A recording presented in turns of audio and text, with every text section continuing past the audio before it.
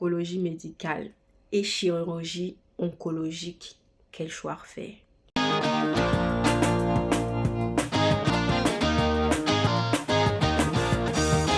Franchement, je trouve que si ça tombe sous le sens, c'est assez simple et assez intuitif.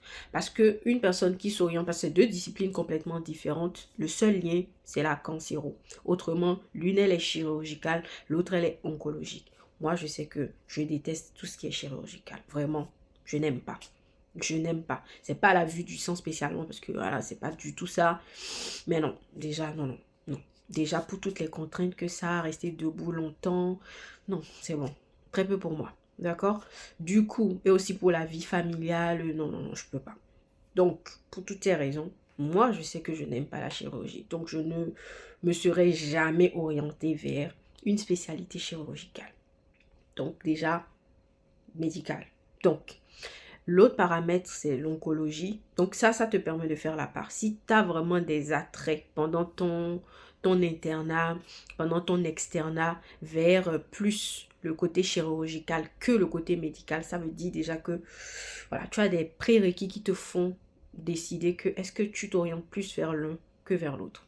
Ensuite, pour le volet oncologique, dites-vous que l'oncologie médicale, c'est purement axé sur la prise en charge médicamenteuse de la maladie. C'est-à-dire qu'on utilise plusieurs traitements, des chimiothérapies, des thérapies ciblées, de l'hormonothérapie, qui est aussi d'une certaine façon une thérapie ciblée, de l'immunothérapie, pour ne citer que ceux-là.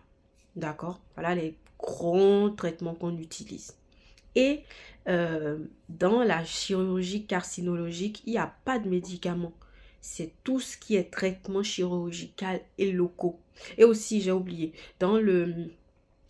en dehors d'utiliser tout ce qui est traitement médicamenteux, on gère aussi les toxicités ou les effets secondaires du traitement. D'accord? C'est très important parce qu'il y a plusieurs effets secondaires qui sont de l'ordre de l'urgence et parce que ça engage le pronostic vital à court terme.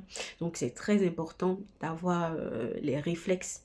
Donc, voilà, il faut quand même avoir un certain bagage, un minimum de prérequis pour ce qui est médecine générale. C'est très important. Un oncologue est de base un médecin généraliste performant. D'accord? Un bon médecin généraliste. Je n'irai pas jusqu'à dire un interniste, non. Mais vraiment, il doit être un bon médecin généraliste. Parce qu'il y a des prérequis, des basiques qu'il doit avoir en médecine générale pour adresser le patient, pour vraiment poser les bonnes questions, avoir les bons réflexes pour pouvoir gérer les urgences lorsqu'elles se présentent. Ok? Donc, c'est très important ces paramètres-là. Donc, déjà là, par exemple, tu vois que en fonction de tes aptitudes actuelles, de ce qui te passionne, tu pourras aisément faire ton choix. Est-ce que tu es plus médical? Est-ce que tu es plus chirurgical? Voilà, j'espère que ma vidéo t'a aiguillé, t'a apporté un peu plus de lumière sur ce que tu peux faire comme choix, si c'est l'oncologie médicale ou si c'est l'oncologie chirurgicale ou la chirurgie carcinologique. N'hésite pas à me dire en commentaire si tu as pu t'en sortir avec cela ou si tu as des questions de compréhension, n'hésite pas à me les poser, je réponds toujours à toutes les questions. Et on se dit à la prochaine pour une nouvelle vidéo. Bye!